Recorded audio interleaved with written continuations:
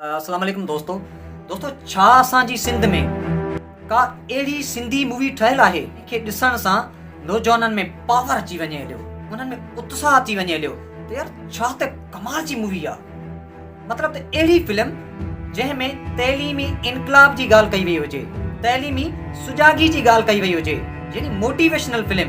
दोस्तों छा असांजी सिंध में को आमिर खान जहिड़ो अदाकार कोन्हे जेको सिंध में तइलीमी सुजागी जे हवाले सां फिल्मूं ठाहे। दोस्तों रिसेंटली 4-5 सालनि खां आमिर खान जूं जेके भी फिल्मूं अचनि पियूं उन में को न को तइलीमी जागरता, तइलीमी सुजागी जे हवाले सां पैगाम ॾिनल आहे। तो पोइ असांजी सिंधी फिल्मनि में कहिड़ी शइ खे पियो प्रोमोट कजे, असां पंहिंजी सिंधी मूवीज़ में छा पिया ॾेखारियूं। असांजी सिंधी फिल्मनि में अदाकार खे सिंधी टोपी पातल, कुल्हनि में अजरक ऐं हिन कुल्हे में बंदूक, छा इहो असांजी सिंध जी सकाफ़त जो हिसो आहे।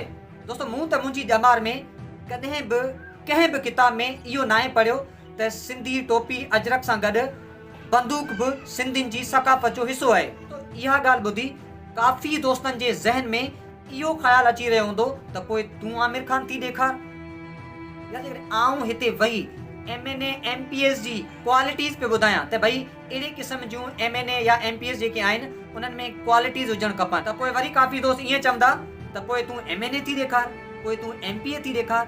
हालांकि आऊं प्रोफेशनली हिकिड़ो टीचर आहियां ऐं टीचर जो कमु आहे माण्हुनि में शऊर विझणु, ॿारनि में शऊर विझण जो कमु आहे। टीचर जो कमु जस्ट जेको पढ़ाइण बि न आहे, पंहिंजी आवाम खे शऊर ॾे। सो इहो आउं पंहिंजी ज़िम्मेवारी सम्झी करे इहो हिकिड़ो कमु कयां पियो, छाकाणि त टीचर न सिर्फ़ु हिकिड़ो टीचर हूंदो आहे, टीचर हिकिड़ो एक्टर बि हुजे थो, टीचर हिकिड़ो सिंगर बि हुजे थो, टीचर हिकिड़ो जगलर बि हुजे थो। जगलर यानी मदारी। मदारी कीअं पंहिंजे फन सां, पंहिंजे शो खां माण्हुनि खे पंहिंजे उन सर्किल में ॻंढे थो, माण्हुनि खे अट्रैक्ट करे थो, पंहिंजो उहो फन ॾेखारी करे, पंहिंजो शो ॾेखारी करे। टीचर में बि अहिड़े क़िस्म जूं क्वालिटीज़ हुजणु खपनि। सो दोस्तों इंशाल्लाह जेको इन हवाले फिल्म इंडस्ट्री आहे इन में मोटिवेशनल एक्टर जे हवाले सां बि इंशाल्लाह इन फ्यूचर कमु कबो। पर हुन खां पहिरीं मुंहिंजी उन्हनि सभिनी सिंध जे एक्टर्स खां हथ ॿधी हिकिड़ी रिक्वेस्ट आहे, महिरबानी करे यार तव्हां जेको सिंध में तइलीमी सुजागी जे हवाले सां फिल्मूं ठाहियो, सिंध में तइलीमी इनकलाब जे हवाले सां तव्हां मूवीज़ ठाहियो। जाम स्क्रिप्ट पिया आहिनि, रुगो बंदूक वारो स्क्रिप्ट कोन्हे, रुगो धाड़ियल वारो स्क्रिप्ट कोन्हे। दोस्तों पुराणे दौर जे हिसाब किताब सां माण्हुनि में जेको शऊर ईंदो हो, माण्हुनि में जेको इनकलाब ईंदो हो, उहो किताब पढ़ण सां ईंदो हो।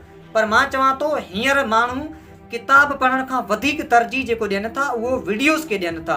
सो मुंहिंजी सभिनी एक्टर्स खे रिक्वेस्ट आहे, किताबनि जो जेको बि मवाद आहे, किताबनि में जेके बि इनकलाबी ॻाल्हियूं आहिनि, तव्हां उन खे वीडियो जी सूरत में उहो स्क्रिप्ट ठाही करे तव्हां उहो माण्हुनि ताईं वीडियो जी शिकिल में पहुचायो त जीअं जेको आहे असांजी आवाम में, असांजे सिंधी नौजवाननि में उहो जेके किताब सां इंट्रेस्टेड कोन आहिनि, जेके किताब नथा पढ़नि, जेके वीडियोस के वधीक तरजीह था ॾियनि, त उहे साॻी मोटिवेशनल ॻाल्हियूं, उहे साॻी तइलीमी सुजागी जे हवाले सां ॻाल्हियूं माण्हुनि ताईं हिकिड़ो मोटिवेशनल वीडियोस जी सूरत में उन्हनि ताईं पहुची सघनि।